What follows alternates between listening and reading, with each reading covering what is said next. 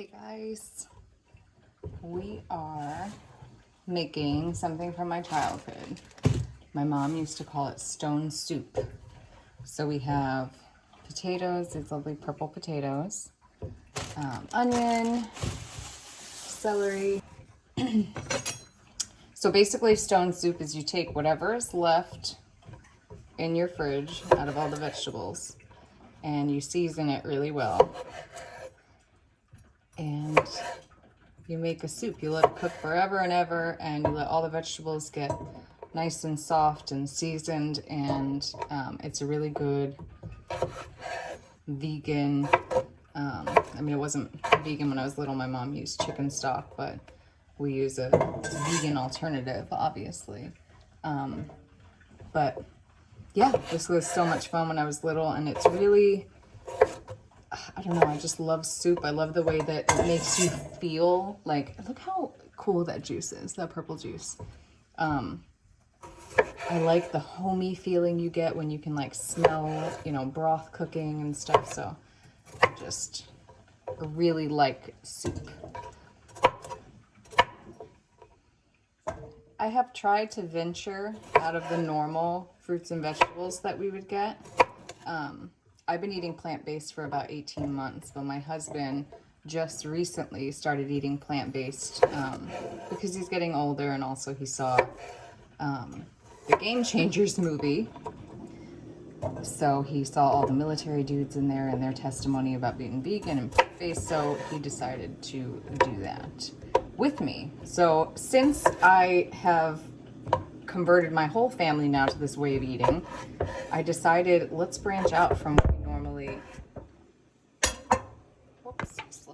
from what we normally get.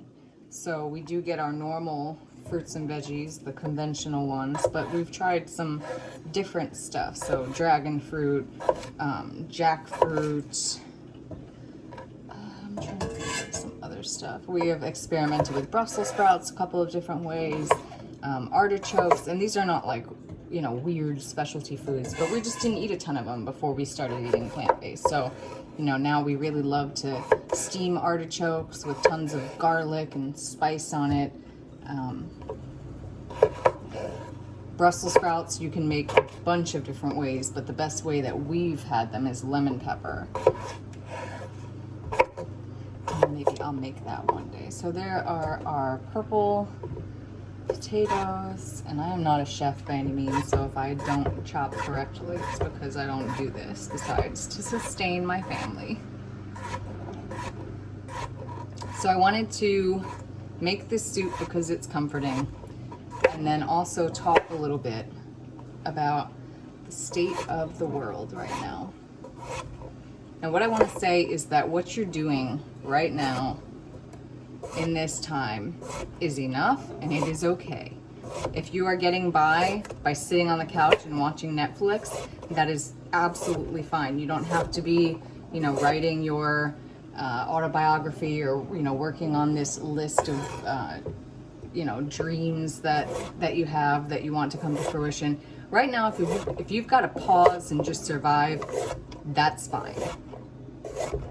A lot of us are doing that. I also see a lot of my friends who are saying, you know, that they're depressed because they're in pajamas and there's nothing to get ready for and blah, blah, blah. My number one advice is to revel in, you know, that loungewear if that is what you want to do and it makes you feel good. If you like to get up and get dressed, get up and get dressed. If that makes you feel better to set an alarm and, you know, maybe get up earlier instead of sleeping in, you know, whatever you choose to do, you've got to do it without guilt. You're going to drive yourself absolutely insane. So the first couple of days of quarantine, I felt bad that my kids were sleeping so late, and, you know, oh, I'm a terrible mom. And there's these other mothers on Facebook who literally have entire classrooms, you know, cricketed out of their thing overnight. It says Mrs. Johnson's, you know, class, and they've got PE scheduled and all this stuff, and I'm like literally, you know, trying to flip a pancake and answer 10 questions at once and, you know, find my husband's uniform and all of this stuff at once. I'm definitely not, you know, if I could fold laundry with my feet, that would be fantastic, because I just have so much shit going on with my hands. But for real, I felt so bad about it in comparison to other people. And number one, what I've got to say is that comparison is the thief of joy, because my children are happy and healthy and smart. And the rhythm that we've gotten into with our homeschooling may be different than what it looks like in other people's houses, but it's certainly not subpar just because it looks different. So this is what I want to say. You've got to let go of that guilt, and what you're doing is enough. Do what you can where you are with what you have. That's basically the mode that we're all in right now. There are some people who have entire classrooms decorated, and you know, you see those memes, you think quarantine is tough, try being with the principal. I'm sure his curriculum is top notch. However, some of us don't know Common Core math. Some of us, you know, did not maybe graduate. We don't all have the same level of education. Maybe you didn't graduate high school, maybe you did, and the shit's still tough. Maybe you went to college and it's still tough. So, you know, that's my situation. That's their math is hard. So, you know, am I gonna get upset about that or feel inadequate? No, I can't let myself feel those feelings, because I've got to keep it together for my family. So what I'm doing right now is enough, and it may look different than other people's. I had to stop looking, because I've got some of those friends who are just, you know, with a Cricut 1 2 3, they've got an entire, you know, birthday party set up in 24 hours, and you know, I'm just not that mother, and I'm not going to be. So I freed myself from that. I don't want that same thing. I don't want, you know, that very mandated kind of setup. So, and if you want that and that's working in your house, good. Don't compare it to what I'm doing. Don't feel that stress. What you're doing right now, mama or papa or, you know, whatever, whoever's grandma, grandpa, whoever's with the kids right now, you're doing enough and you're doing fine. I also want to add that teaching your children the wrong thing is not... okay, let me rephrase this. Your child not doing the work and being taught later is better than learning the wrong way. If you are not confident in what you are teaching your child, there are resources available, tons of them. Don't speak about what you don't know. Don't give your child false facts. If you're not keeping up with the math, maybe shoot the teacher an email and ask for some, you know, instructional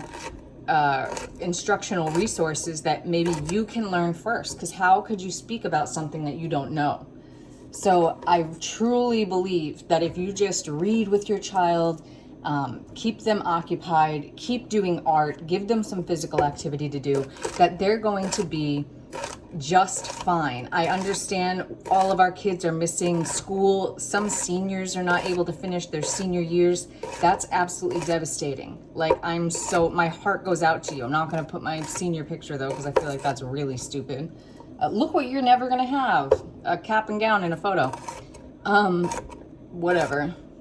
But yeah, they're all missing it, and they're all going to lack, you know, maybe besides Karen that has the setup in her house of, you know, Dr. Seuss's classroom or whatever. So maybe some kids are going to be, you know, absolutely fine and have no transition, but maybe others are going to be a little bit behind in some skills. You've got to go with what your child's curriculum is. So please use online resources. Maybe I'll comment some stuff below that I can see. I know that ABC Mouse right now is free. There are a lot of resources that you can find work for your child that's age appropriate, developmentally appropriate for them. If you need special services for your child, reach out. If you don't have a computer, I know that some school systems are, you know, working with iPads or giving free printing resources. I know that my son's school, we have like a 65-page packet each week, and I do a certain number of pages with him throughout the day, non-structured. We don't do it at a certain time. It just makes him feel better, because he actually was crying the first week that it was just so much stuff. And he was like, this is more than we do at school. And I understood that. So I just wanted to make it just as stress-free as possible, because they're also being you know, they're in this too. They're in a pandemic that they don't understand as well. Every day I've had to explain to my 3-year-old why he cannot go outside and play when the other, you know, we're all sort of taking turns in our neighborhood. Our kids are going outside and getting some air one at a time. So he'll go and ride his bike and he'll be like, Mommy, why, you know, do they go in when we come out? And I'm like, bro, it's because you're just not cool. No, I'm kidding. I'm like, because you could get sick, baby. You know, you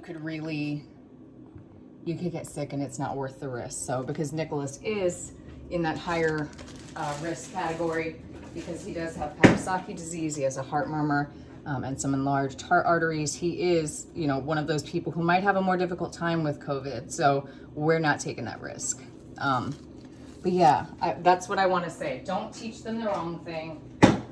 If you don't know the right way, you can absolutely find out. And do not feel bad, because none of us really know what we're doing. Even if you're super confident and have it all together right now, you're probably having some feelings of doubt because it's unique. It's something that we have never been through before as a society. It just, you know, shutting down and totally being self-reliant. And that's really hard for a lot of people. And it's not bad, but maybe you're just not used to that. So another thing I wanted to bring up is don't burn out too. So if you are one of those moms who was up until 4 o'clock in the morning, you know, decorating your classroom and, you know, coming up with different schedules and, you know, routines, and 9:15 is gym, and, you know, all of that regulated stuff, don't burn out. It's a lot easier to add in some small things and do it differently than it is to make giant changes all at once. And that goes for adults and children. So something that I've noticed with my kids, if I do one little small added on thing, it can become part of our routine really quickly if I do it the right way. So since we've been in quarantine, obviously we don't have as much physical activity. So we have been exercising every single morning, doing yoga, doing stretches. And because I was consistent about it just for like 2 or 3 days, so consistency compounds. And what that means is, you know, if I kept going with it and I made it a consistent thing with my children, and they picked up on that and they immediately implemented that themselves. So it was very helpful for me to, just for those couple of days, to get them going with it. And now they wake up in the morning and they request, like, are we doing our workout? And we always sit in the same place. We go in front of our fireplace, our little fake fireplace that blows out hot air. But yeah, and we do that. We have our workout. So it's something that, and at night, we have been reading for about 45 minutes every single night. And that, you know, started with what we had and where we were. I didn't go out and buy a new library of books. I started recycling ones that we already had read, or, you know, some maybe that we hadn't read in a long time, but we brought them out and we started reading every single night. So those are 2 new hobbies or routines just in a month, those habits that are in our routine rather. That we were able to implement in just a month that we've been home. My kids are working out every single day and we're reading for 45 minutes, which sometimes that goes a lot longer. So we'll go up there sometimes at 8 o'clock with a Harry Potter book and we won't stop reading until like 10. So, you know, something I wanted to say for people who work from home, because this has been really hard for me as well. I do some work from home stuff, but right now I'm not doing a lot of anything. But anyway, what am I doing here? So I cut up all of my vegetables. So now I've got a lovely, you know, colorful array of veggies in here. I don't know if I'm gonna add anything else. Maybe I have cherry tomatoes. Maybe cherry tomatoes. Make there be a transitional period between you doing your house stuff and your work stuff. So literally put your computer and whatever else you need, if you can. I understand not everyone has, you know, maybe you live in a 1-bedroom apartment or, you know, a studio apartment and you can't necessarily make a separate space for your work, but a lot of us are used to a transitional period in which we're sort of resetting our brain. And I know for me, I go from mom brain to work brain. And over the years, I've learned that I have to completely separate those things to be able to function at a really accelerated rate. So if I'm at work, I am just thinking about work. And if I am at home, I am 100% with my kids. So you lose that like 20-minute ride to work, or for me, it was actually an hour. I would listen to podcasts on the ride to work. You lose that. It's gone, that transitional period, and you can still hear the kids. So sometimes it's just it's very hard. So make a separate area, you know, a mock commute, if you will. You can get your coffee, you've got to walk through the living room, maybe walk up some stairs or something.